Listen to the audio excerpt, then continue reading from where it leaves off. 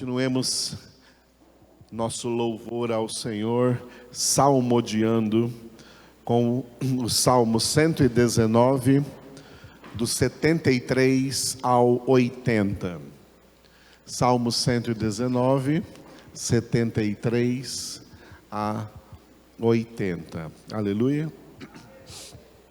Todos juntos. As tuas mãos me fizeram e me afeiçoaram. Ensina-me para que aprenda os teus mandamentos.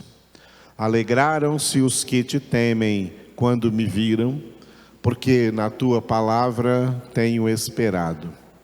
Bem sei, ó Senhor, que os teus juízos são justos e que com fidelidade me afligiste. Venha, pois, a tua bondade consolar-me, segundo a palavra que deste ao teu servo. Baixem sobre mim as tuas misericórdias, para que eu viva, pois na tua lei está o meu prazer. Envergonhados sejam os soberbos, por me haverem oprimido injustamente. Eu, porém, meditarei nos teus preceitos. Voltem-se para mim os que te temem e os que conhecem os teus testemunhos. Seja o meu coração irrepreensível nos teus decretos, para que eu não seja envergonhado. O versículo do Salmo 119 que vamos meditar hoje chama a palavra de Deus em hebraico de estatutos. Então diga estatutos. Em português é testemunhos, mas no texto original em hebraico é estatutos. A palavra testemunhos nunca aparece na língua hebraica do Antigo Testamento, porque testemunhos é uma palavra de origem grega. E na língua grega, testemunho é a palavra mártir. O mártir é alguém que é testemunha. Jesus disse: sereis minhas testemunhas. Como que nós somos testemunhas de Jesus? Vivendo de acordo com a sua palavra. E é exatamente esse o significado de estatutos. A palavra de Deus é composta dos estatutos, através dos quais nós aprendemos a praticar a palavra, a viver a palavra.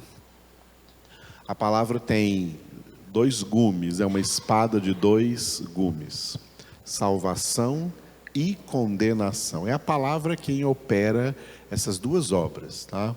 Não apenas salvação é obra de Deus, a condenação também é obra de Deus. Na sua justiça, na sua santidade, Deus opera tanto salvação quanto condenação. E o instrumento que Deus usa tanto para a salvação como para a condenação é a sua palavra. Por isso que esse texto do apóstolo Paulo ele tem dupla face. Uma ele deixou explícita e outra ele deixou implícita. Romanos 1,16. O Evangelho é o poder de Deus para a salvação de todo aquele que crê. Esse é o lado que ele deixou explícito. Mas implícito está: o Evangelho também é o poder de Deus para a condenação de todo aquele que não crê. E crer tem um grande significado. As pessoas falam tanto de fé e não sabem o que é fé. O que é fé? Fé é obedecer a palavra. É isso que é fé. Fé é obedecer a palavra. Quem obedece a palavra é crente. Quem não obedece à palavra é descrente. O justo viverá pela fé.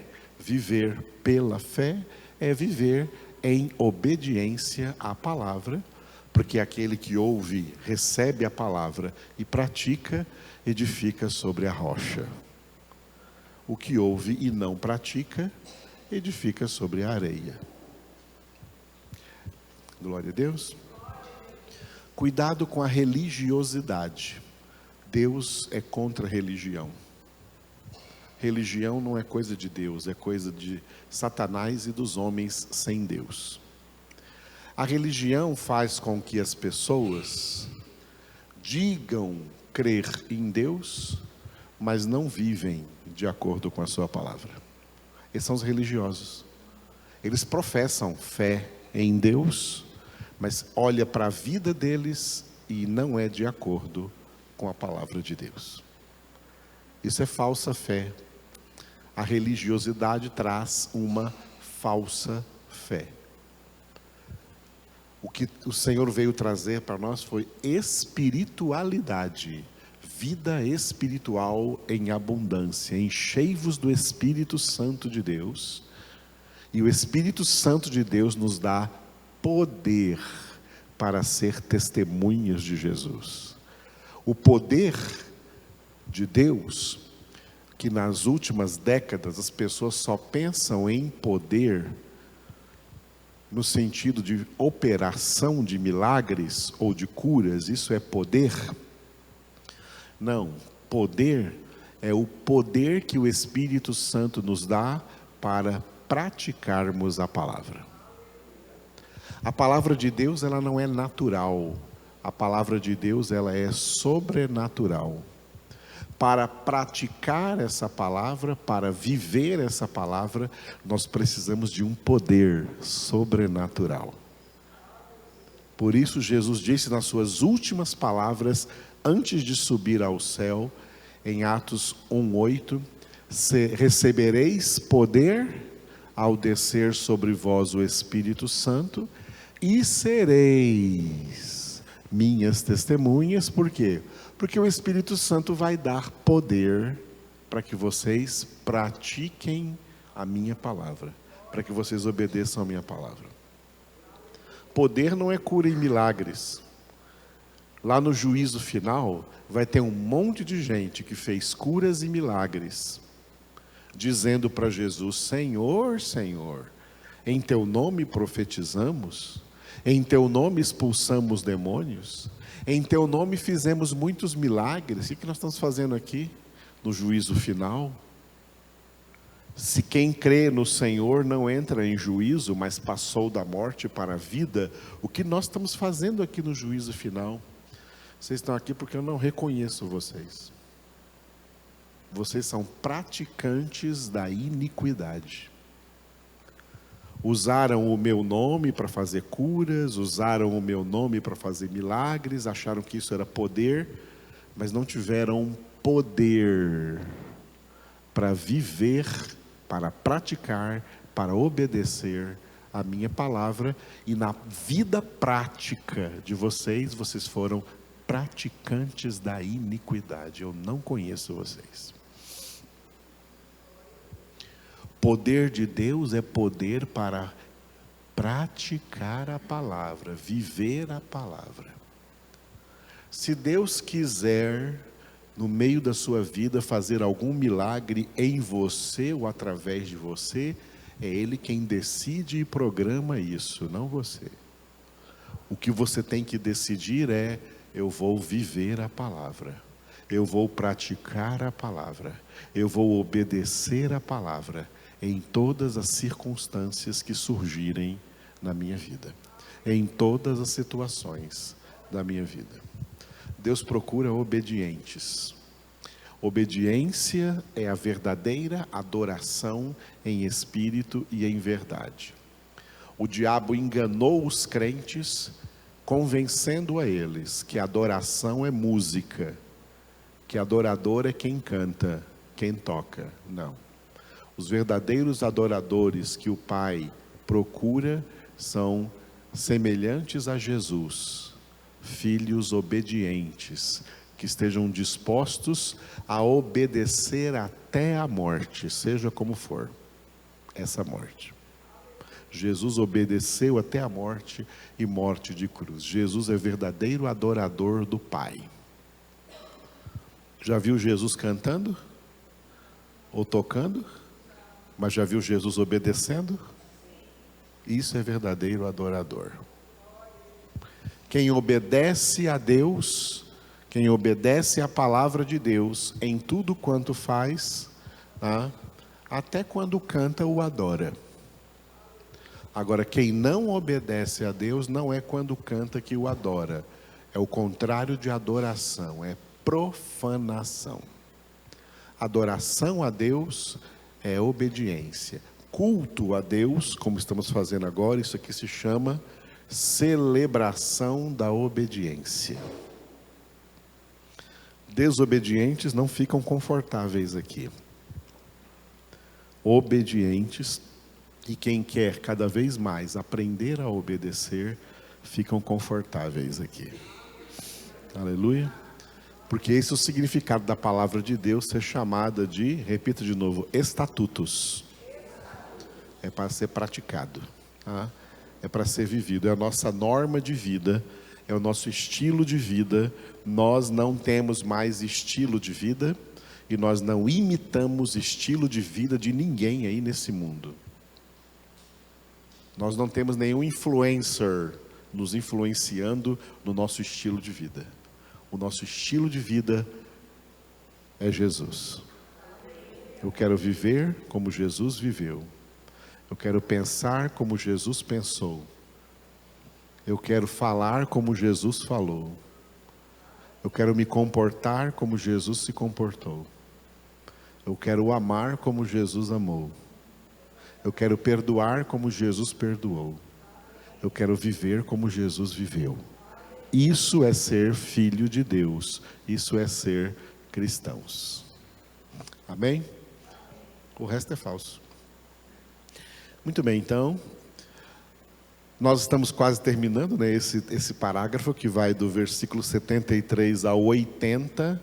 Hoje nós chegamos no 79. Então, domingo que vem, pela graça de Deus, estaremos terminando esse parágrafo que vai até o 80. No 79, o título é, diga, conhecimento da palavra.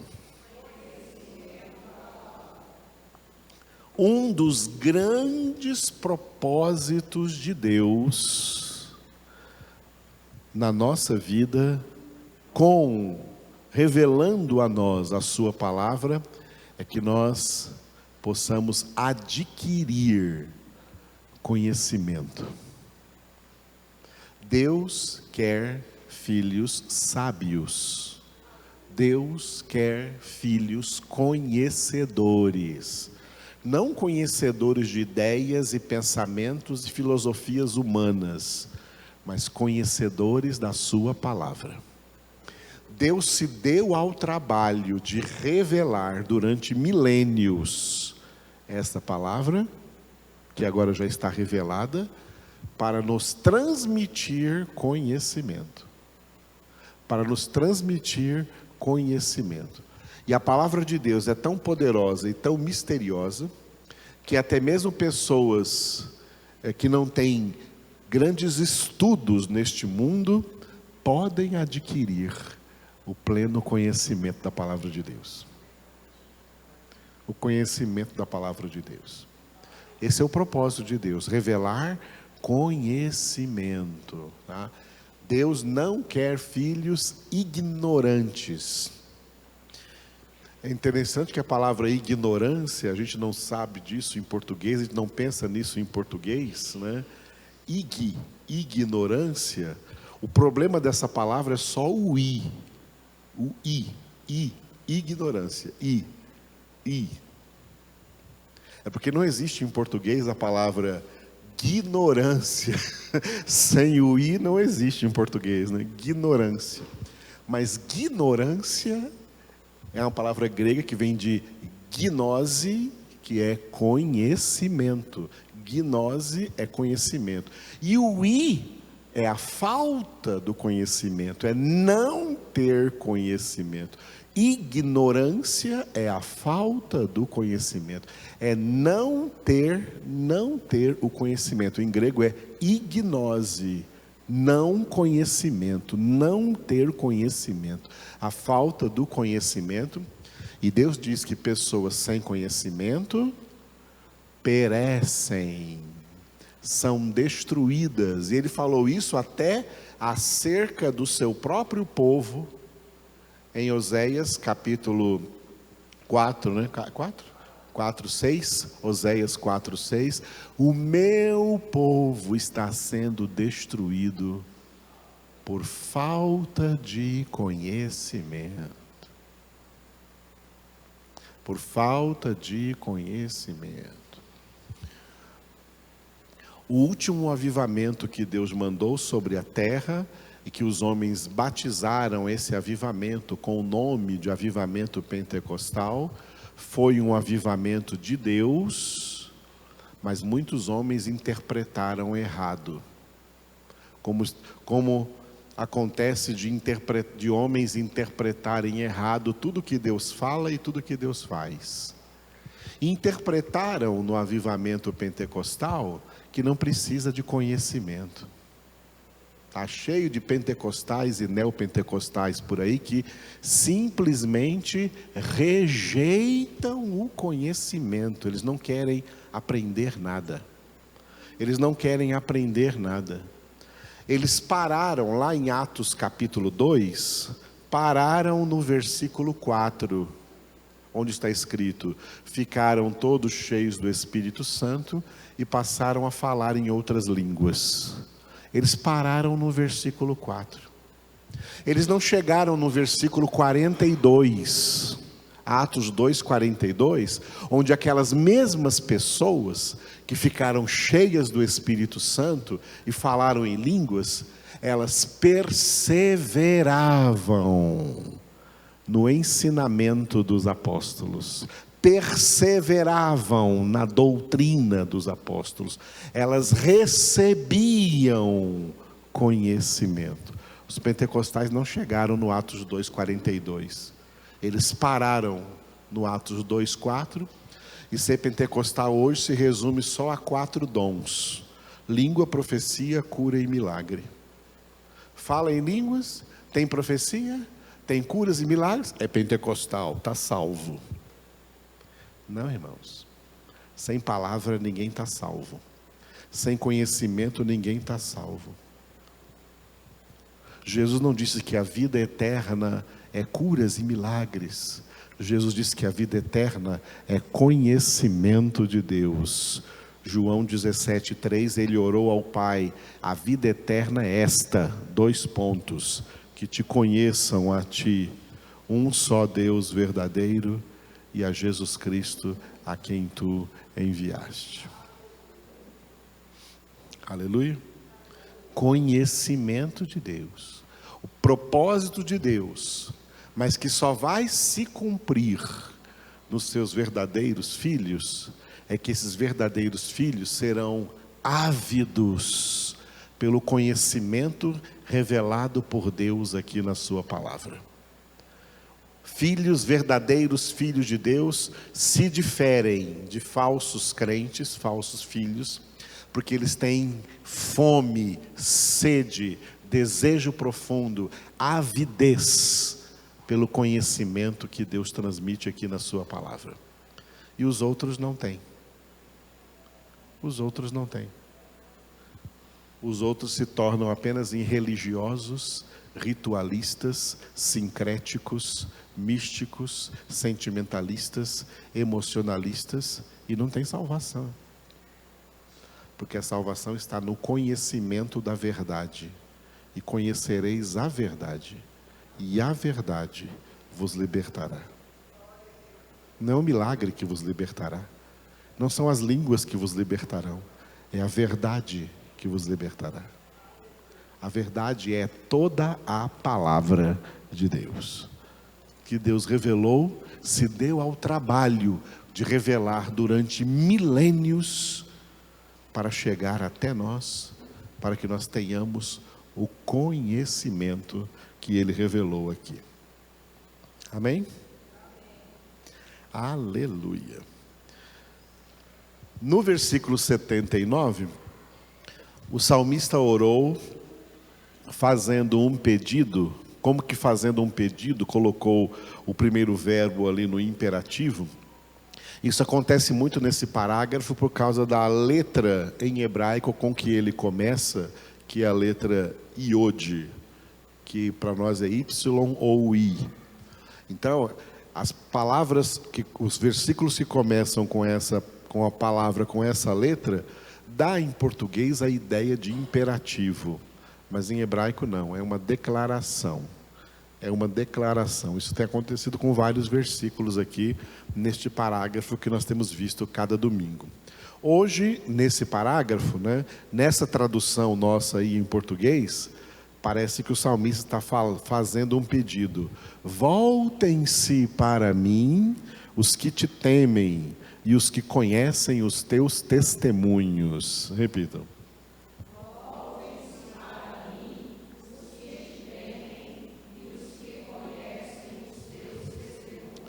Bom, então está bem diferente em hebraico, tá? Nós temos que pegar o texto hebraico, porque está bem diferente do texto português. Em hebraico foi escrito dessa forma que estão vendo agora ali. As duas primeiras palavrinhas, ouça e repita. Quer falar em línguas? Então fala agora. Ouça e repita aí. Yashuvuli. Terceira palavrinha, lá em cima na primeira linha, diga Ierreira. Primeira palavrinha da segunda linha de baixo, diga Veiodei. E a última palavra, Edoteira. Essas palavras em hebraico aqui, com letras portuguesas aqui, letras brasileiras aqui. Então diga Yashuvuli. Olha, não é como está em português, como dando uma ordem, voltem-se para mim. Não, é uma declaração. O salmista está dizendo, voltam-se, é uma coisa que acontece. Voltam-se para mim, ele não está pedindo, ele está declarando algo que acontece. Voltam-se para mim, segunda linha, diga, Ierreira. Aqui está correto, os que te temem.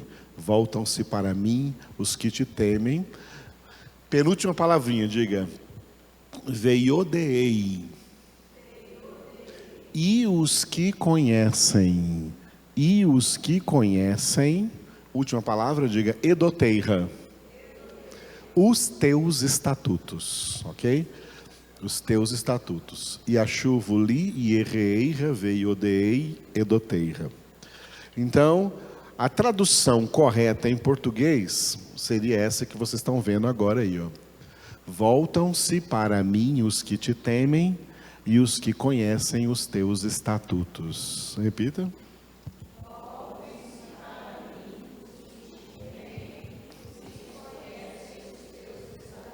Alguém disse voltem-se, voltam-se, com A, tá? Voltam, eu tenho ouvido universal, eu escuto qualquer barulho que vocês fazem aí, tá? Até quando chega alguém que foi conversando ali na porta, eu escuto tudo daqui. Pode cochichar que eu escuto. Voltam-se para mim os que te temem e os que conhecem os teus estatutos.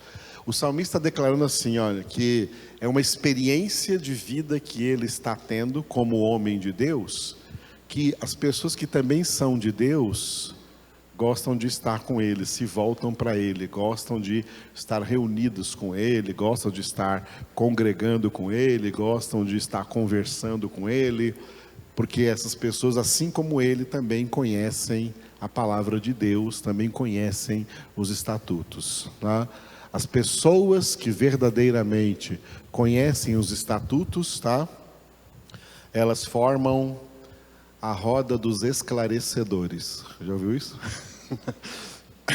Os que não conhecem a Bíblia formam a roda dos escarnecedores.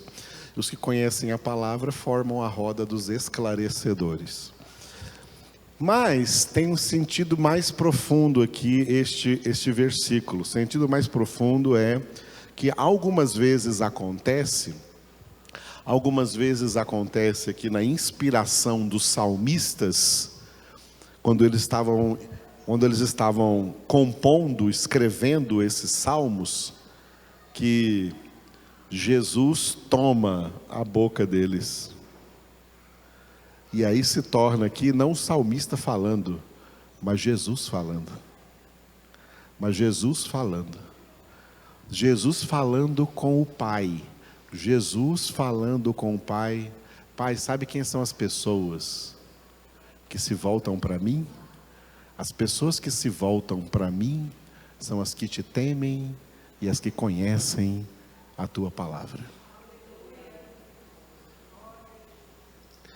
Jesus declarando para o Pai: Pai, durante toda a história da humanidade, as pessoas que se voltam para mim são as que te temem e as que conhecem os teus estatutos, conhecem a tua palavra. Aquelas que não te temem, não têm reverência, não têm temor de Deus, não têm conhecimento da palavra, não vêm a mim, elas não vêm a mim, elas não se voltam para mim. Atenção um pouco nesse verbo em hebraico aqui, o primeiro verbo em hebraico que está ali, yashuvu, aí uma conjugação do verbo shuv, uma conjugação do verbo shuv, que em hebraico é o verbo voltar, mas também é o verbo arrepender e também é o verbo converter. Por isso que muitas vezes no Antigo Testamento Deus fala assim, voltai-vos para mim e eu me voltarei para vós, usando o verbo shuv, convertei-vos a mim, arrependei-vos dos vossos pecados. O mesmo verbo serve para voltar, serve para retornar, serve para converter e serve para arrepender. É o mesmo verbo. E esse verbo shuv, ele também tem um sentido assim, né, que não dá para conjugar em português com um verbo só, né? É com uma frase. O verbo shuv é o verbo pesar no coração. Pesar no coração, sentir um peso no seu coração, sentir-se inclinado no seu coração a fazer alguma coisa. Sentir-se inclinado no seu coração a fazer alguma coisa. É um verbo muito rico em hebraico, ele tem muitos significados. Inclusive ele foi usado lá em Gênesis, capítulo 6, quando diz que Deus se arrependeu de ter criado o homem. Foi o verbo shuv que foi usado ali, não no significado de que Deus se arrependeu por ter feito alguma coisa errada, porque Deus não faz nada errado, mas porque o pecado do homem pesou no coração de Deus. Deus sentiu. Deus tem sentimentos, e Deus sentiu no seu coração o peso do pecado da humanidade e as consequências desse pecado na vida desses homens, na vida dessa humanidade. Esse é o significado que foi traduzido em português, né? Que o Senhor se arrependeu, porque foi usado ali o mesmo verbo em hebraico, que esse verbo aí, o primeiro verbo, o verbo shuv, que é o verbo voltar, retornar, converter, arrepender, pesar no coração, sentir um grande peso, sentir uma forte inclinação. Tudo isso é significado do verbo shuv, em hebraico, o verbo voltar. Então, quando Jesus diz, porque aqui é Jesus dizendo, né, que os que temem a Deus e os que conhecem verdadeiramente a palavra, eles sentem na sua alma, movendo-se em direção a Jesus, aproximando, eles têm a tendência de se aproximar mais de Jesus, enquanto os outros têm a tendência de se afastar cada vez mais de Jesus, eles têm uma tendência sendo operada dentro deles de se voltar para Jesus. Eu gosto de explicar isso baseado numa palavra que Jesus deu no Novo Testamento, que você pode pegar aí na sua Bíblia, Mateus capítulo de número 11, Mateus capítulo 11, uma palavra muito usada hoje em dia, mas usada e empregada e até pregada de maneira equivocada, de maneira errada, pregada pela teologia do livre-arbítrio. Eles deturpam essa palavra de Jesus aqui, ó, Mateus 11, 28. Mateus 11, 28. Vinde a mim, todos os que estáis cansados e sobrecarregados, e eu vos aliviarei. Repitam.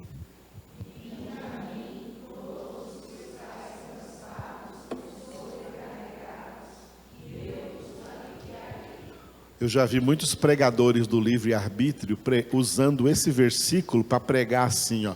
Estão vendo aqui o que Jesus falou? Jesus não chama alguns, Jesus chama todos. Todos, vinde todos a mim, vinde a mim todos. Então só depende de vocês, só depende de você querer. Como essa pregação, esse tipo de pregação é abundante por aí afora. Interpretando errado aqui o que Jesus disse. Jesus disse, vinde a mim, todos que estáis cansados e sobrecarregados, e eu vos aliviarei. Mas o próprio Jesus explicou o que ele quis dizer com esse vinde a mim. Jesus explicou esse vinde a mim em João capítulo 6. Por isso preste atenção, a Bíblia interpreta a Bíblia. Não são pregadores que interpretam a Bíblia, não são pessoas que interpretam a Bíblia, é a Bíblia que interpreta a Bíblia. Esse texto bíblico de Mateus 11, 28 está interpretado em João capítulo de número 6, tá? João capítulo 6, começando com o versículo 37, João 6, 37, preste atenção que tudo que nós vamos ler aqui em João 6, tem a ver com Mateus 11, 28, quando Jesus disse, vinde a mim todos, vamos ver quem são esses todos? 37, João 6, 37. Todo aquele que o Pai me dá, esse virá a mim, e o que vem a mim, de modo nenhum o lançarei fora. Leiam.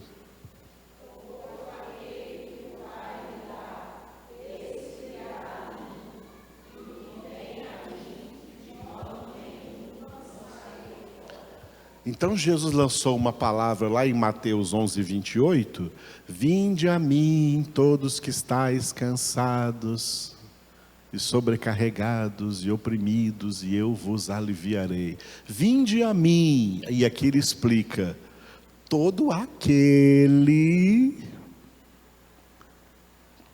Jesus fez questão de usar o singular, todo aquele que o Pai me dá, esse virá a mim. Esse virá a mim, nenhum outro, só esse. Esse virá a mim, e o que vem a mim, de modo nenhum o lançarei fora. O que vem a mim são minhas ovelhas, e ninguém as arrebatará das minhas mãos. Eu lhes dou a vida eterna, e ninguém as arrebatará das minhas mãos. Esse é o que virá a mim. Esse é o que chuve se volta para mim. Esse é o que virá a mim. Ainda no João 6, versículo 44. João 6, 44. Olha o que Jesus diz. Ninguém pode vir a mim, se o Pai que me enviou não o trouxer, e eu ressuscitarei no último dia. Vocês.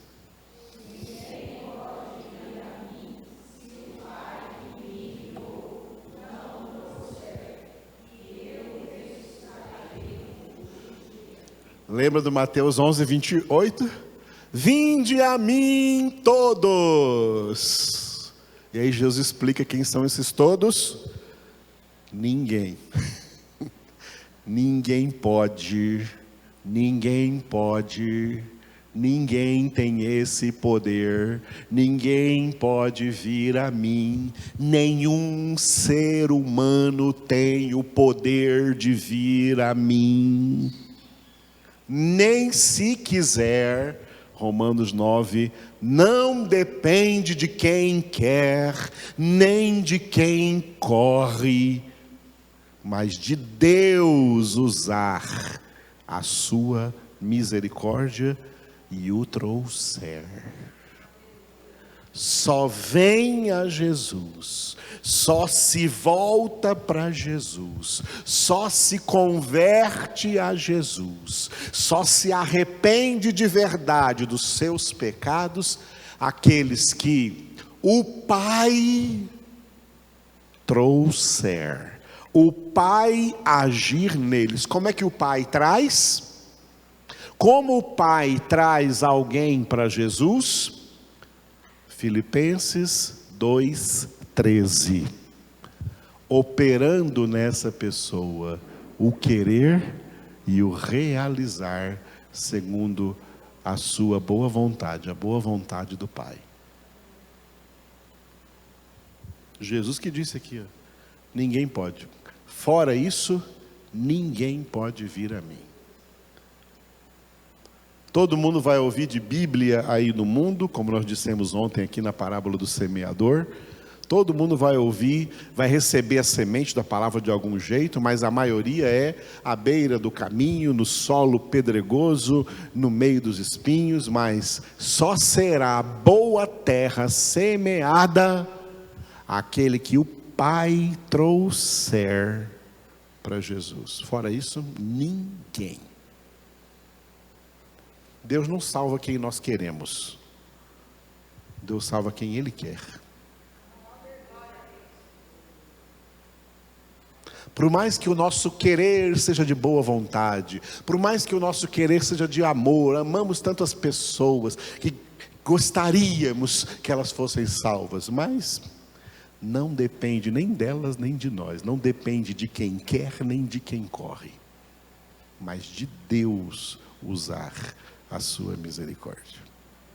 Fora isso, ninguém pode, Jesus diz, ninguém pode vir a mim, se o Pai que me enviou não o trouxer. João 6:65. João 6:65. E prosseguiu. Sabe o que esse e prosseguiu está fazendo aqui? Está insistindo em dizer isso. E prosseguiu. Por causa disto é que vos tenho dito: ninguém poderá vir a mim se pelo Pai não lhe for concedido. Vocês?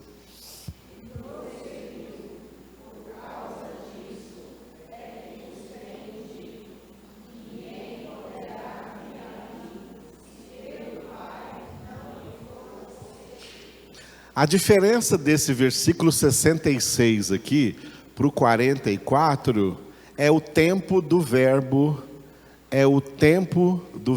poder. É o tempo do verbo poder. No versículo 44, o verbo poder está no presente. Ninguém no presente pode vir a mim.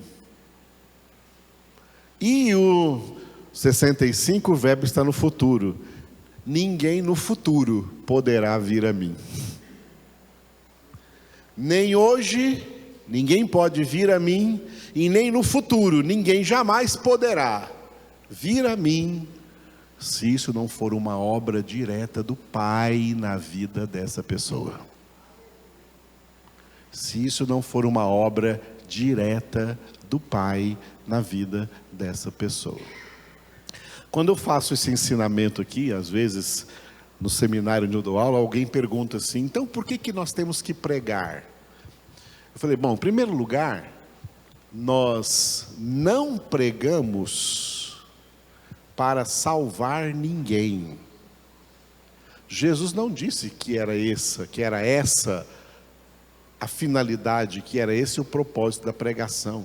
Jesus disse em Mateus capítulo 24, que o propósito da pregação era servir de testemunho. Esse evangelho do reino será pregado em todas as nações da terra para lhes servir de testemunho, não para salvar essas nações, mas para testemunhar a elas, para lhes servir de testemunho. Em segundo lugar, nós pregamos porque a boca fala. Quem não prega é porque não tem o coração cheio da palavra.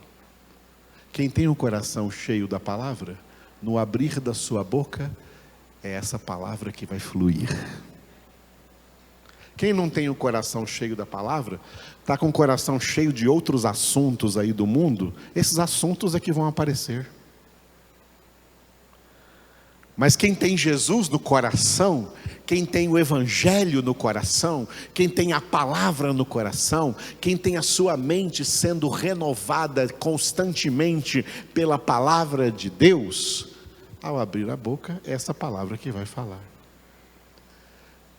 Por isso eu gosto do jeito como Pedro disse isso para os fariseus que estavam tentando proibir os apóstolos de pregar o evangelho. Pedro disse: olha, é impossível, tá?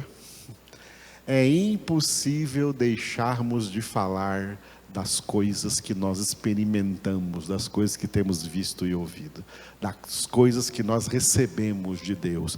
É impossível deixar de falar, porque essas coisas estão no nosso coração e a nossa boca fala do que o coração está cheio. Então nós não pregamos, olha só, são duas preposições diferentes. Nós não pregamos para quê, nós pregamos por quê. Nós não pregamos para alcançar pessoas para Deus, nós pregamos porque nós fomos alcançados por Deus. Nós não pregamos para salvar, nós pregamos porque nós fomos salvos. É por isso que pregamos. E Deus usa essa pregação para salvar a quem Ele quiser? Sim. E quem Ele não atrair, quem Ele não trouxer, Ele vai endurecê-los. Romanos 9. Portanto, Deus usa de misericórdia com quem Ele quiser, e Ele endurece a quem Ele quiser. Sabe por quê? Porque só Ele é Deus, e tem esse poder, e tem essa autoridade, e tem esse direito.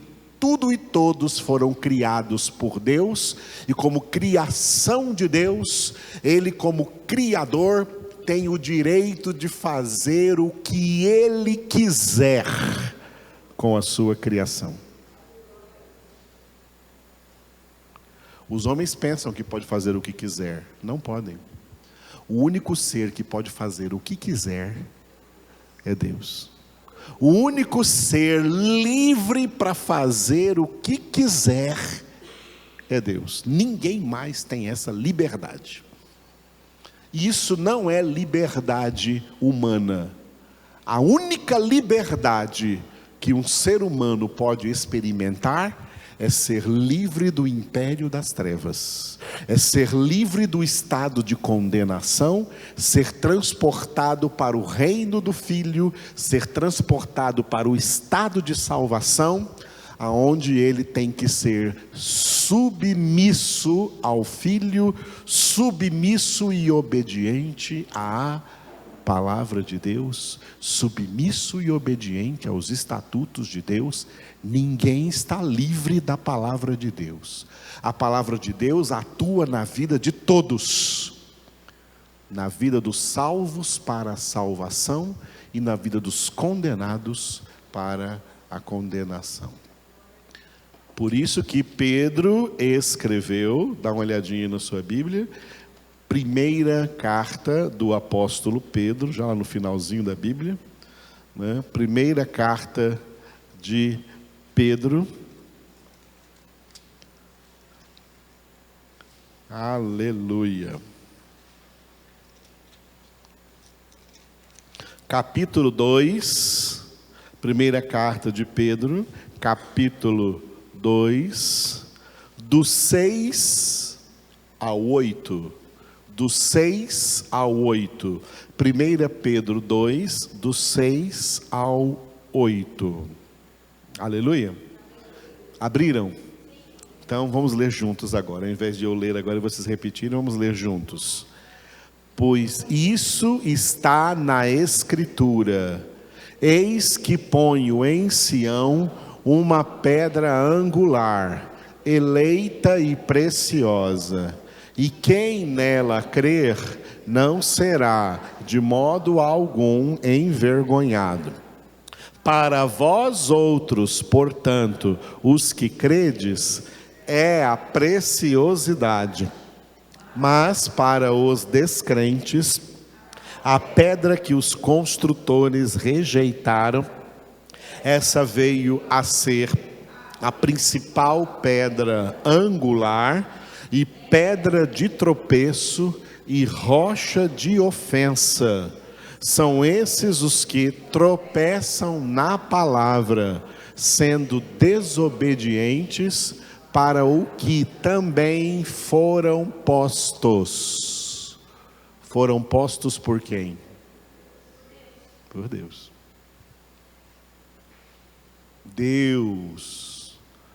Deus decidiu, na sua soberania, olha só, manifestar a sua justiça, condenando a maioria dos seres humanos e salvando poucos escolhidos dentre os seres humanos. As duas obras, como eu falei no início, as duas obras são de Deus.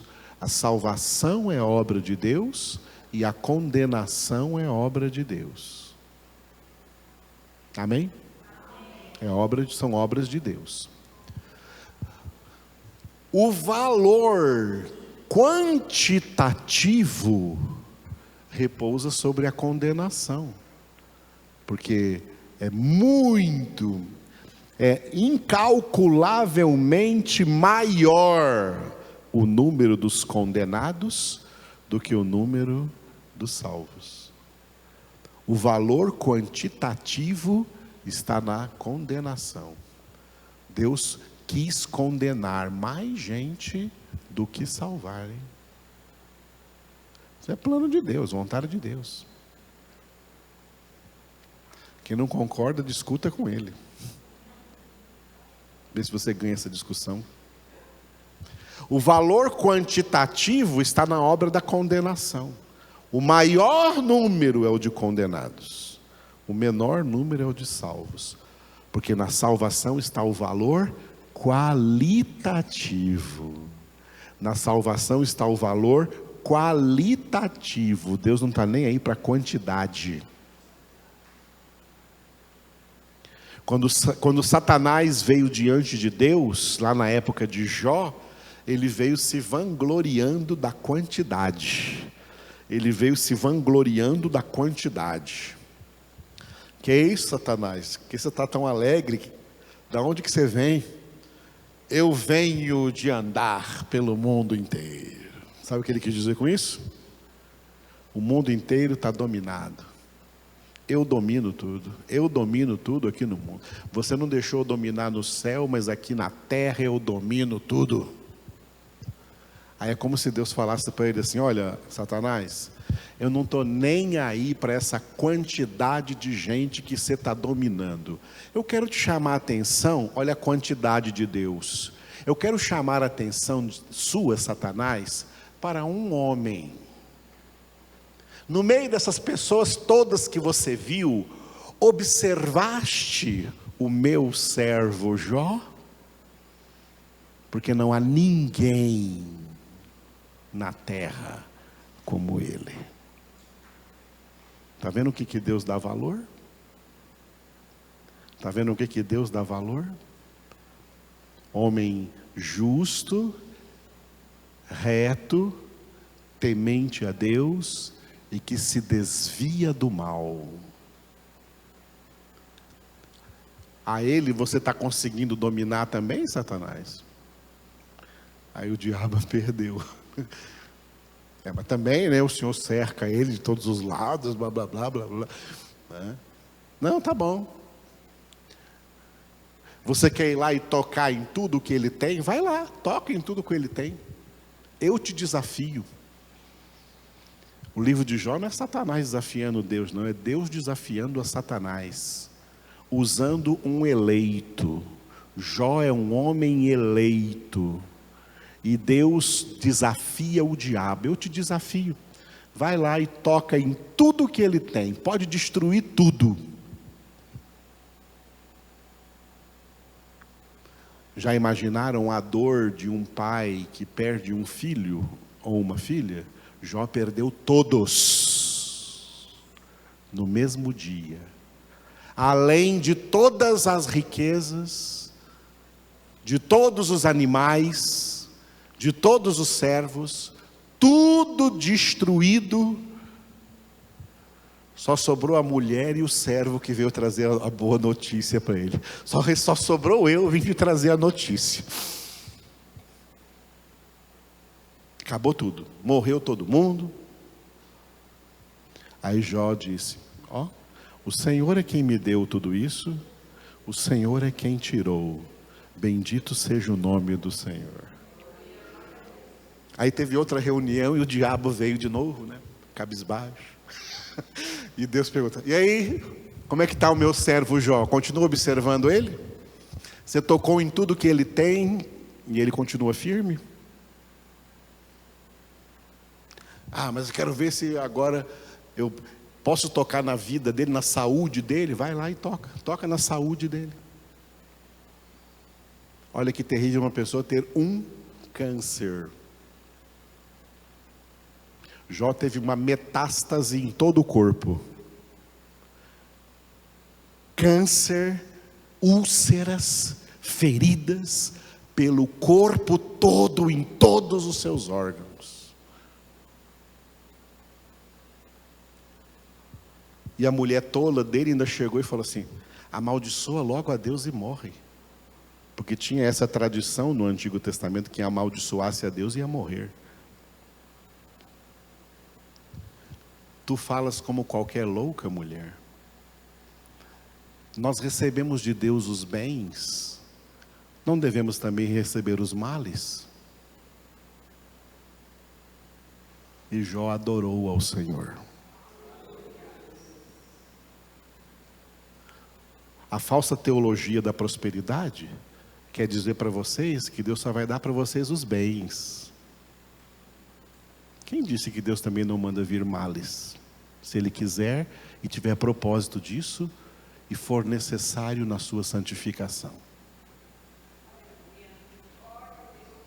Olha o que Jó disse.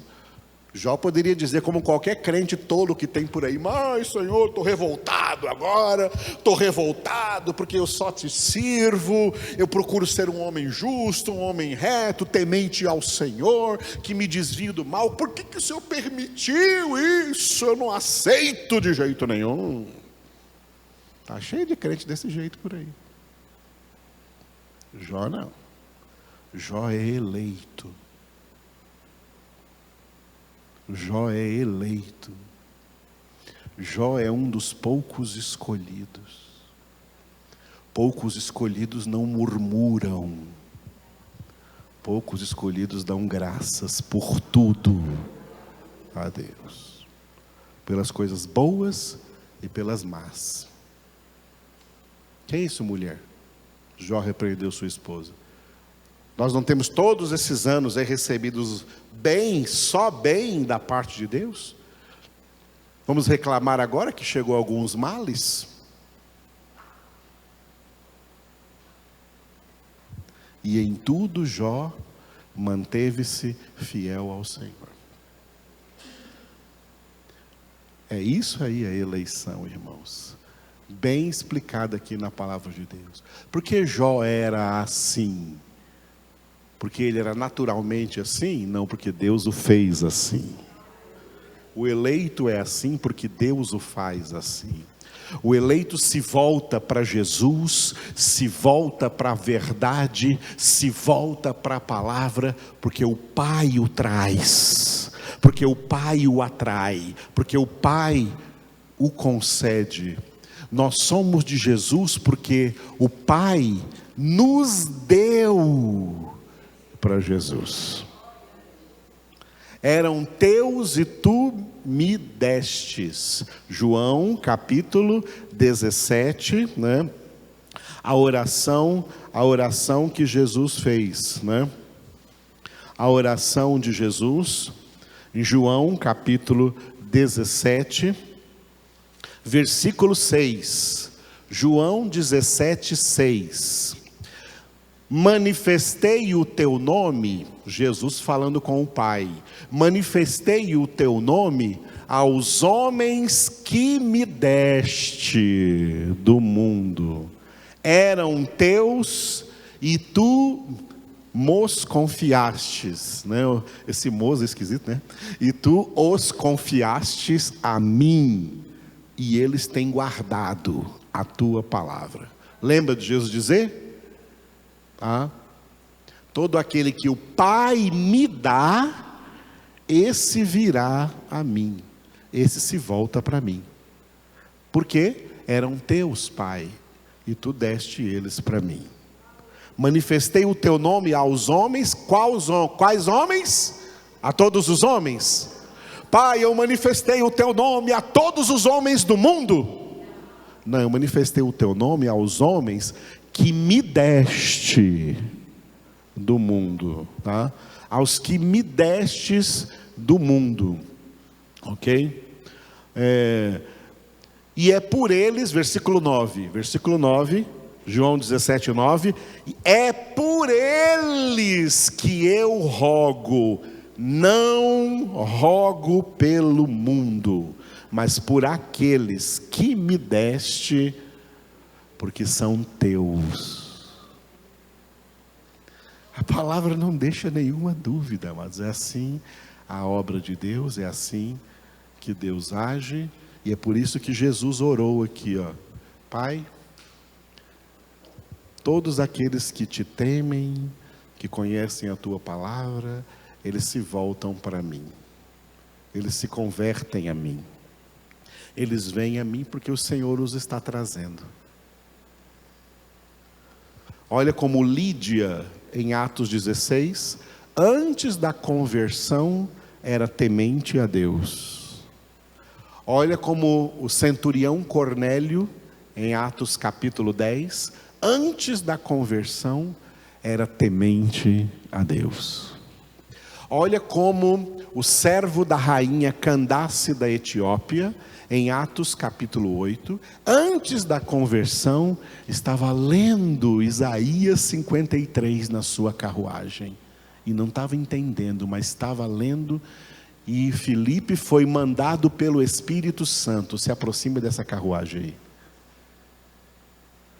Aí ele viu lendo o profeta Isaías 53, entendes o que lês? Filipe pregou ali, e ele foi convertido.